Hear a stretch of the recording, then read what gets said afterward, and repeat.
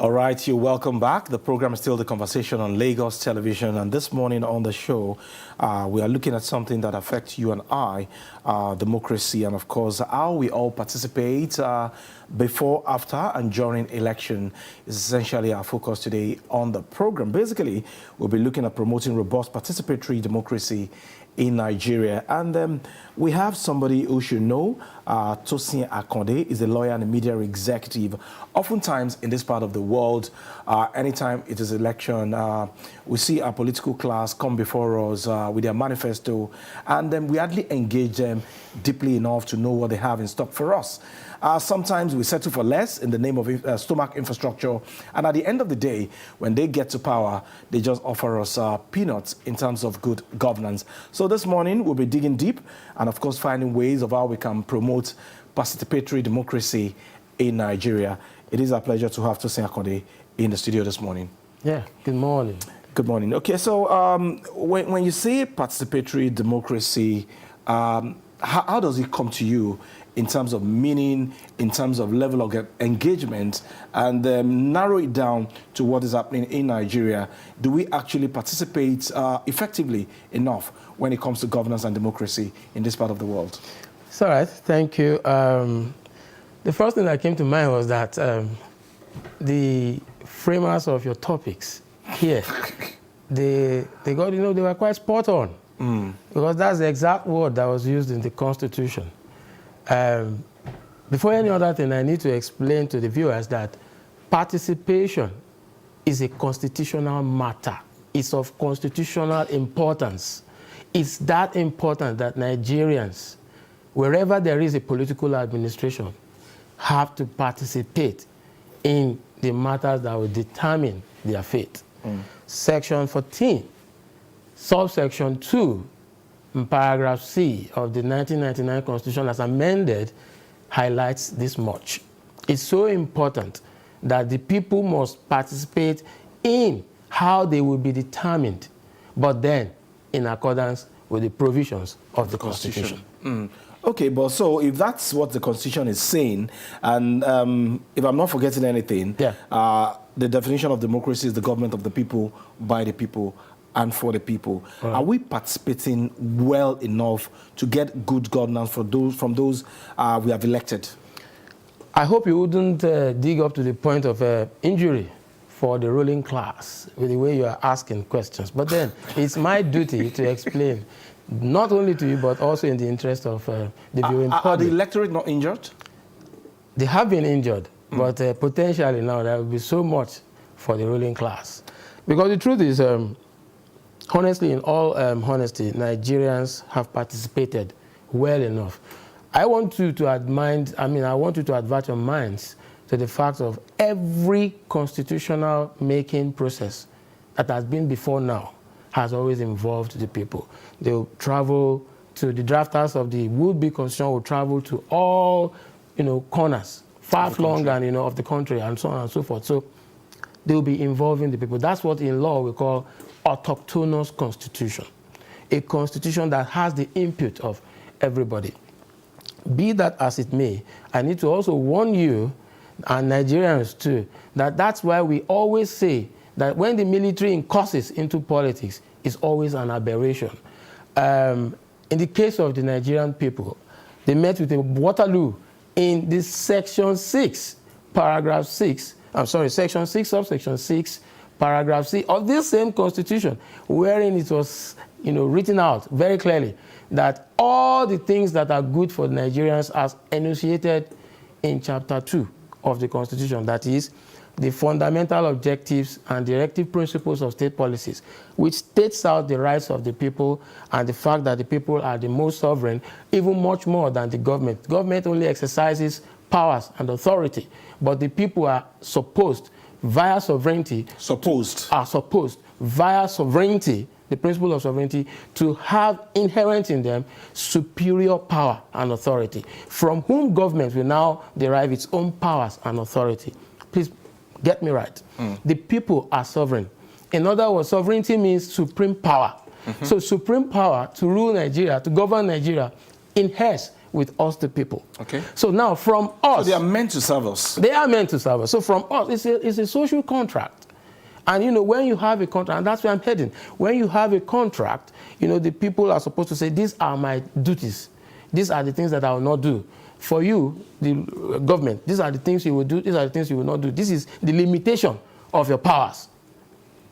Now, in Nigerian example, Section 6, subsection 6, again, and paragraph C now says that when the courts are exercising their judicial powers, all the provisions that were outlined for us, the people, in the fundamental objectives and the directive principles of state policies, like our foreign objectives in this country, like our social objectives in this country, you know, all those other political objectives, which provides that the government will, you know, provide jobs for the people, houses for the people, welfare. security. Yes, now the courts have now been granted the rights through Section 6, subsection 6, paragraph C, not to entertain situations of non-conformity with all those good things, lofty ideals by the government. Okay. So that is the problem that we are having now. That's why nobody can take the government to court for not tarring roads, for not creating jobs, for not building houses and homes for the masses. So that's why, again, it brings to light people like Jack Conde should be etched in golden memory anytime, any day, because we know the amount of houses he built from scratch. And today, Nigerians are enjoying it. So fundamentally, our constitution is flawed. No doubt about it. I'm saying that because it started with we, the people of Nigeria. Yeah. This particular constitution, 1999, as amended, was given to us by the military. So it did not involve the people. We have had amendments here and there over the years. But people have complained at different fora that this is not the people's constitution. And a colleague of mine said something while we were bantering at the beginning of the program, that the Patriots, they visited President Bola Ahmed Tinubu recently. That's true. And they are demanding for a new constitution. Okay. Isn't that a confirmation that this is not the people's constitution and the government of the day is taking advantage of this constitution? All right. Now, at this point, we need to be very careful. I might ruffle on certain shoulders, but then I'm doing this in the interest of the greater majority, which democracy itself has come to serve. Everybody can't be satisfied via democracy. No, you can't satisfy everybody. All right. Now, I heard over the news the Patriots' demand, and I find that a little bit untoward, unnecessary. We don't need a new constitution? We don't. The reason I'll tell you, the way lawyers... Okay, we just need some demonstration of faith in this constitution. And every constitution there is, anywhere in the world, must go through processes of amendment. So if you have amendment processes in store waiting for you, why do you need to hurry to build to develop a new constitution? For example, I'm not saying the Patriots do not mean well. In fact, from their name, they mean beautifully well. A patriot is a respected member of the society anytime, any day. But the question you should ask is, some of those who are members of the Patriots at the moment were formerly in government too. Labaran Marco is one of them. He was at one time even more relevant to us. Yeah. He was Minister for Information. Yeah. Why didn't he make agitations for a new constitution at that time? All right, so many of them. I remember Professor Ben Nwabweze. Is a scholar anytime T. Yeah. But do you know, and do Lagosians and Nigerians know, that it was he who gave the first advice to the proponents of the first coup in 1966? That young men, in a situation where there is constitution, what you do when you take over power by force is to suspend the constitution or parts of it that will be harmful to what you have done. Because the constitution clearly states that nobody shall take over power by any means except as spelled out or laid out in the Constitution. So it was the same Professor Ben Nwabweze who said that to Aguiyi-Ironsi and co. in the days of yore. And he later became a member of the Patriot. I hope you know that he was the second person who led the Patriot. The first person was F.R.A. Williams. All right? So these are people that sometimes... They've had opportunities. They've had opportunities in the past. To right the wrongs. Okay, look at those asking for restructuring. Atiku is one of them, for instance. Even the president himself. The president himself, too. Now he's there. Has not been able to find time for. But then he told them, I like what he said to them anyway. He said economic reforms are priority on my mind right now because the people are indeed hungry. The masses are suffering. Somebody, I was watching monitoring a TV program yesterday, and somebody called in. The first caller that called in said, I don't have money. My child is in the hospital. A live program. Oh, my God. So there is so much hardship in the land. And so what we are saying is that the powers that be get to understand this, lest it amounts to anarchy. And that's my fear. Because people will get to a point, though Nigeria seems to be an exception, but it's likely that people will get to a point that they'll say, look, things can no longer hold. Okay. Would you call what's happened recently, the nationwide protests, an indication that we are indeed ready as people to engage those we have elected and, of course, participate more and effectively in our democracy? Okay, I was making a point earlier, and of course, it got effluxed by time. The thing is, not that people have not participated. Nigerians over the years have always been participating. But, you get to a point, if you are in a contract of sort, and then the other person is not fulfilling his obligations, you get frustrated. That's what happened. So this present society, this present Nigeria as constituted, has gone beyond the realm of participation. They are feeling that they have been left out. They are feeling that they have been shortchanged. They are feeling that they have been deceived. So it's not the issue of participation, really.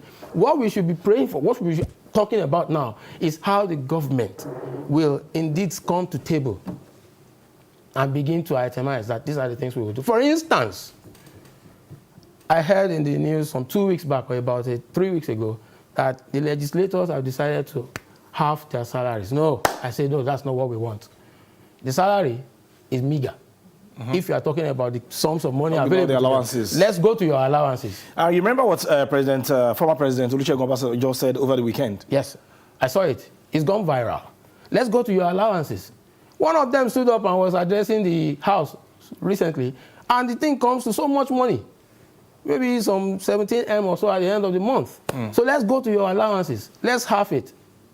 And now let's see if you indeed mean well. So the bulk of the matter is that the political class, I'm not saying this particular government, so that some people will not start witch hunting. The political class over the years have shortchanged the people. And that has wearied them into despair. So would you say that the people should fold their arms or take opportunities when we have elections and, of course, demand of those people or change those who are shortchanging them, like you said? Oh, well, I wouldn't know, honestly. Because majority of us, when it is time for campaign now, we demand for money, we demand for Indomie, we demand for rice. Listen, I'm not an outsider. I listened to everything you said before we began the program. I'm indeed in the know. I ran for office, House of Reps in 2019, and poor Nigerians were telling me that, Oga, bring rice packages, or bring Indomie. That's what they want to see. Look, I went to under the bridges. That's all Nigerians. Before people got to know about it some 3 months ago over the internet, I saw Nigerians giving birth. I went to campaign, and when I got there, a woman was giving birth on Robbie under the bridge, going towards Costain. There is another life that we haven't seen. You see, a lot of those guys who are indeed deprived look at us and feel that we are elitist. Meanwhile, God knows I'm not elitist. I'm just my small, humble self, modest self. Okay, but they look at us like, hey, you appear on TV. If he's one of them, you even look more elitist too. So no. Because for you to have contested for a rep, the form alone is not a joke. All right, I'll tell you some things. It was for free.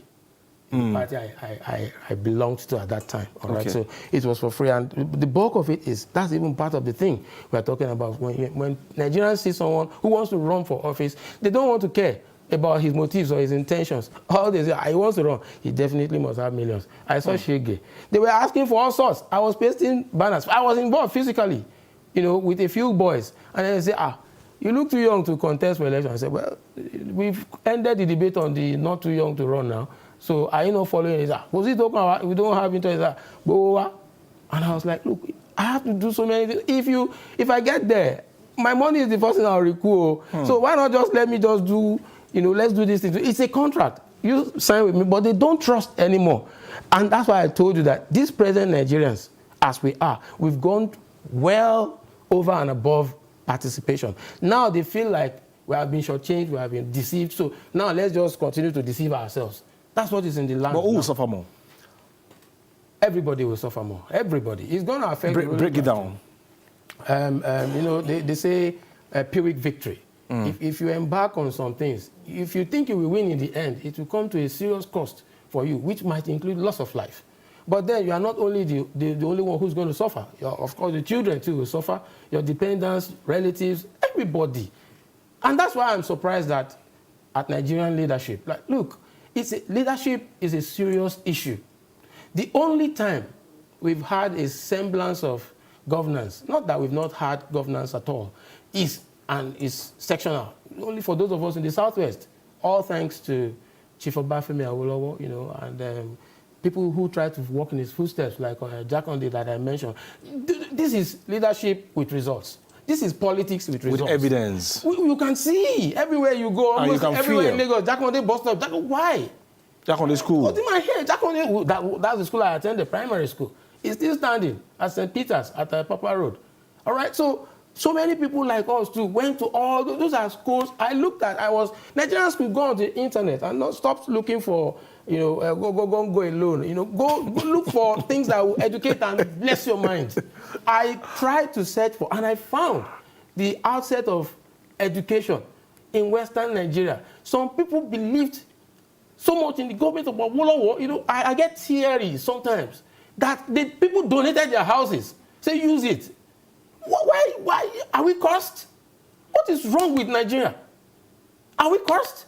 Can't our leaders get up to say, look, I mean well, even if these people don't trust me. By the time they see my footsteps, they will see that I mean well. They are bulletproof cars, tinted.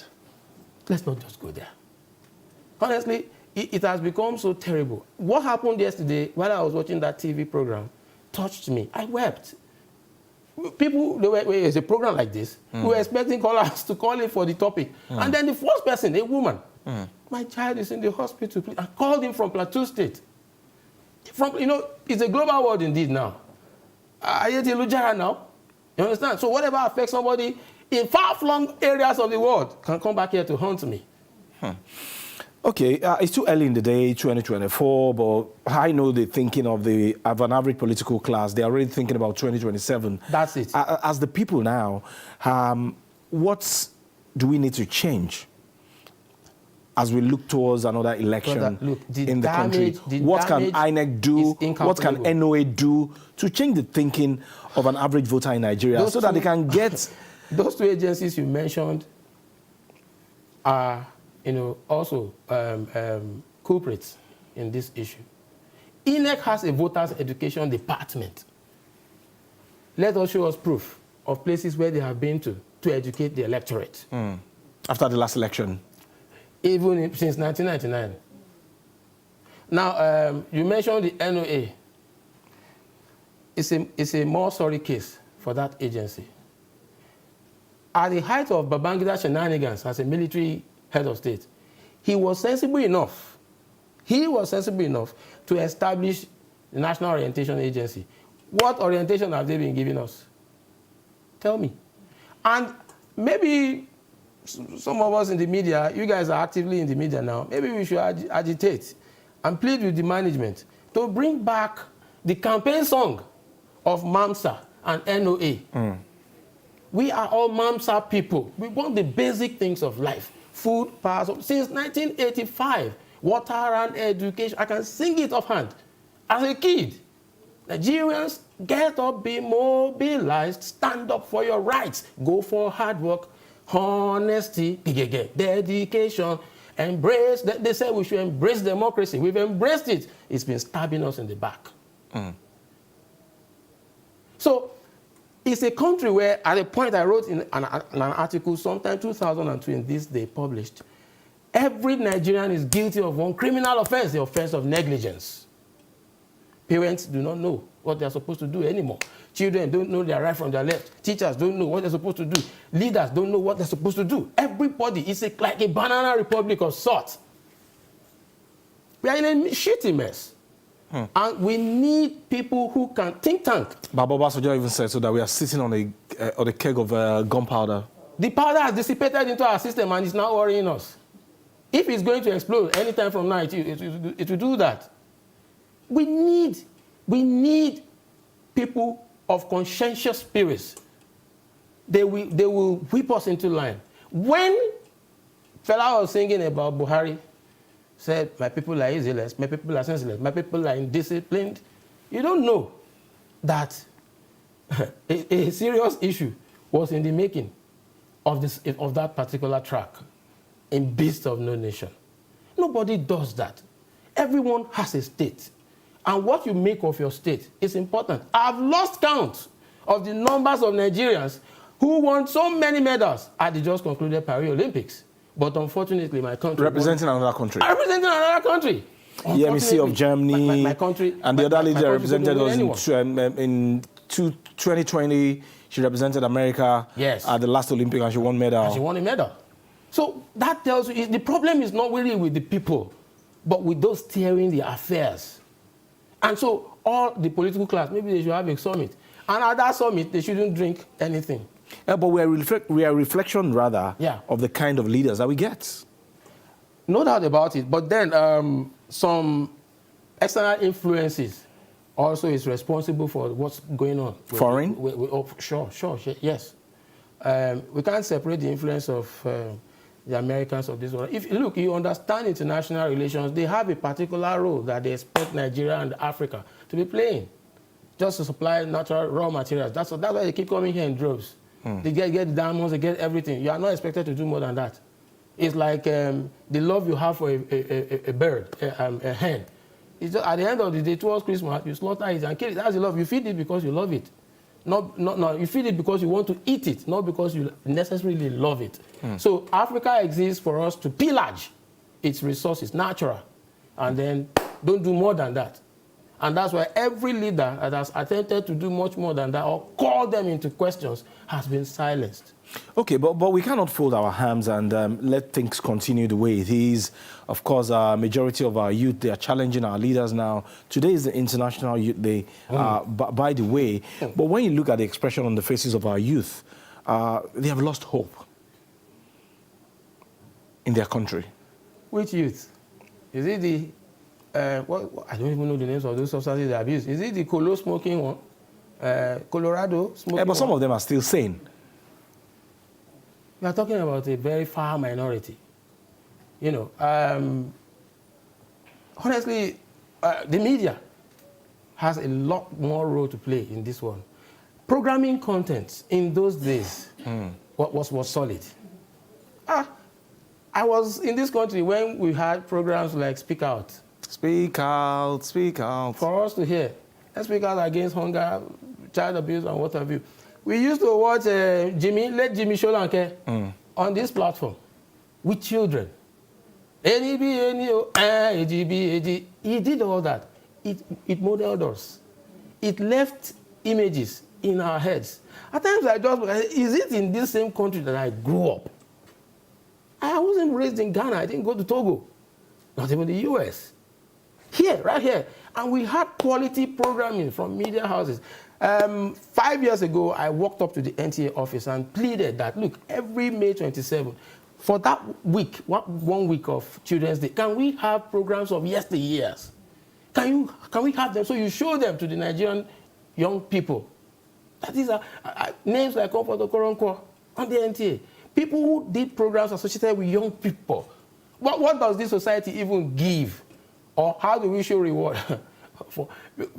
Honestly, it's okay. We cannot remain like this forever. Yes. So right now, way forward now. Right now, way forward now. Way forward. What should be the way forward? Simple one. So much must be done by conscientious. In terms of the lead and of course the government. So much more from the government, because they are the ones that have disappointed the people over the years. I keep saying, not this particular administration. Over the successive governments have not done well. You know, so they need to get together, sit down, let's do something for these people. And then at times, as a rounded lawyer who is not just interested in facts, I also look at, extenuating factors. There are other things that inform what people do, not just the law. In fact, with respect to our constitution, it's been said that it's more observed in breaches than in observance. It's more hallowed, more respected in let's breach it than in observing its provisions. All right. So, though from the very people who drafted it and promulgated it into law. All right. So that's why when people say it was handed over by the military, not entirely true. It's not 100% true. The people also participated at a point and to some extent.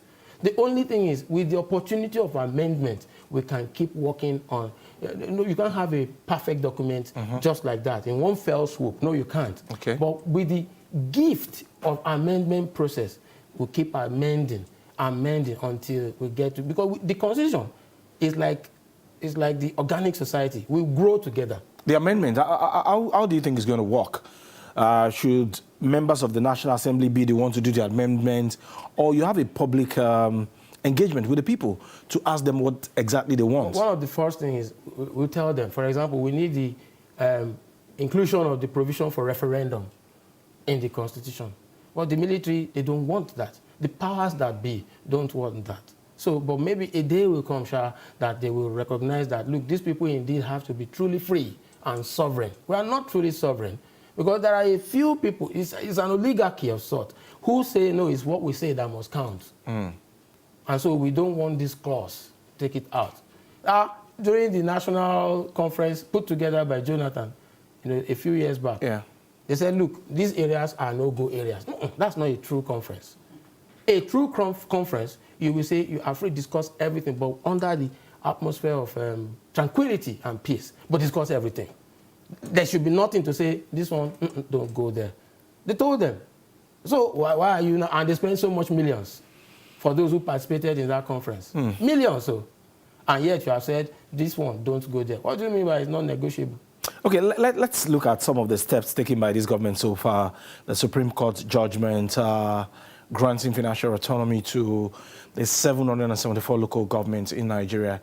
Is that going to change anything in terms of getting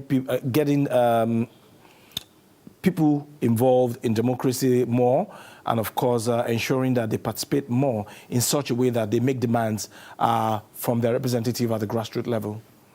It's a good thing that the Supreme Court has granted this much financial autonomy. But at the end of the day, for someone like, for some people, it's like granting autonomy to say, let the thieving continue. In local parlance, they say, the people feel that government at every level has so much disappointed them that if there exists a smaller level of governance, those ones too will steal. It's all stealing, authority stealing, what have you. The best thing that I would like to chip in, which I feel that I should let the administrators know, is that at the height of every political regime, you must remember what we call legacies. I just talked about Jakonde. Jakonde this, Jakonde this, Jakonde that, all over Lagos. Those are imprints of a good administration. So do yours. What will the world say about you? One thing that beats my imagination is that PBAT, President Bola Ahmed Tinubu, we all know what he did for championing the cause of balance. He said Lagos State is too big to have 20 local governments and so on. And so when I ran for rep, for instance, I made that my cardinal issue. But I'm surprised, 5 or 6 years down the line after that election, 2019 to 2024, right? 5 years after, I'm yet to see any lawmaker champion the same cause as the president had championed while he was here as governor. All right, what does it take? Nothing. Just for what the Supreme Court said about the move by Asiwaju then was that it's good, it's not illegal, but it's inchoate. The word is inchoate. That means it's not completed as a process. Just complete it, that's all. They didn't say it's illegal, such that every politician that sees it avoids it like a plague. Go into it. At the moment, whatever comes is not for 57. It's for 20. It's for 20. And that's what we are saying, is that you are shortchanging the rest 37 LCDs. You don't know. Because they're supposed, it's an entitlement from government. If they are due for 6 naira and because they are sharing proceeds, they are now ending up getting 2 million. What much will they even do? So think of that and get what I'm trying to say. Okay, so some of the policies of this government, we have criticized some, and some have been commended, just like the judgment of the Supreme Court. Does it give you hope that there will be some semblance of positivity at the end of the day? Well, for some of us, we are die-hard optimists. I've never been pessimistic in my life. I've always looked at the brighter side of things. Even when what you are saying is contrary to your to your belief. Life is just not all about what we see. It goes beyond that. It goes beyond what we see. You know, so at the end of the day, I feel that what will be will be. But I've always heard something that I fear. There's a scripture in the Bible. It says that vessels are made unto honor and unto dishonor. I pray that my country, Nigeria, would not have been made as a vessel or a country of dishonor. Unto dishonor. Of dishonor. Okay, we have blamed Mr. President so much, and of course saying that the federal government is not doing enough. And while he was addressing the protesters in his broadcast, I think it was last Sunday or so, and he said the governors have received 570 billion naira. When you go to some states in Nigeria, you can barely feel the impact of good governance. That's true. And Mr. President is not going to open their mouth or force them to do the needful. People are in those states rather. What kind of engagement do you think they should be having with their governors or the party in power? Of course, similar kind of engagements that we have subjected the federal government to. You see, that's politics at work. It's like, you're calling me. I'm not the only one to be blamed. Look at these ones too. It's diversionary. You just give us what we want. I had so much faith in him. All right, so... Yeah, but it won't be the one to govern Lagos. It won't be the government to want to govern Ogun, Ondo, Oyo. That's why I'm saying that. Oshun. That's why I'm saying, leave the states alone. They should know, the protesters too should know that they have a state and they get funds. If everybody is coming to you, that thing is diversionary, I tell you. What we are saying is the federal. Yeah, but he's now telling you that I've given your governor some money. We go there when it's go and farm. We go there. Impact your people. See, we will go there. The thing is, they get more money now from federal allocation, don't they? That for me, when we are talking federal issues, is immaterial. You are the one that people have called upon. Who does not know that uneasy lies ahead? Now, where's the crown? We all know. That's why agitations will always keep coming to you. But that's why I'm also happy that in his response to the Patriots, said economic reforms, right now, economic reforms. You know, but then, let's be honest, an administration that is prioritizing economic reforms, indeed should have, I'm saying it quietly, should have nothing to do with the change of national anthem. And maybe that will speak to the conscience of the politicians and those voters who are collecting rice and stipend from the political class. The scrapped anthem spoke to us regularly. But it never made impact. So, okay, in this one now that you have put for us, how much impact has it made? They said it's going to unite us. It is going to. Everything about the government is always futuristic. That's why Fela lamented. But you project. Now. It's going to project. 1970. Is it not going to project? Water for all by 1990. You see, it's not a good tendency. In Yoruba land, where I hail from, they say you chase the fox first, but you have to necessarily come back to the hare. It's not just for us to chase the fox alone, and then you leave the hare. Do you get my message? So who is that here? Who is Akata? Okay, well, the adhere now will be P-BAT. Okay. Akata will be the external influences, the sycophants sitting right around him, and they are urging him on. The Gwagogon thing is akin to how many jobs now. Nigerians should know that. It's not something new, but God has just said it's time for that particular story from the East to emerge. It is not different from our own marriage job. You know, hypocrisy. They don't tell truth to power. If Ashiwaju calls me today and says, "Oh, come here," I will go, "Sir, some people will call you, say, keep quiet. Tell him politely, I'm not rude. I was well brought up now. Well brought up to know that if you have issues of contention with an elderly person, there is a way you go about it. So I won't be rude, but I will tell him my mind. Baba, no, this is not what the people want. People want much more things. That by the time you get it, you say, okay, the damage has been done over the years, but then fine, we know. But you too, before you ran for office now, that the damage has been done. And he said we should not pity him. And you said we shouldn't pity you. So when you see us coming at you like that, please tell the sycophants, keep quiet. It's expected. Let them talk to me. All right? So it's not that these sycophants will be the one prodding you against those who are speaking their minds, but you think, every poet knows his onions, know that you don't have to be a palace clown. You don't have to. Honestly, Tosin, you have said so much this morning on our topic, promoting robust participatory democracy.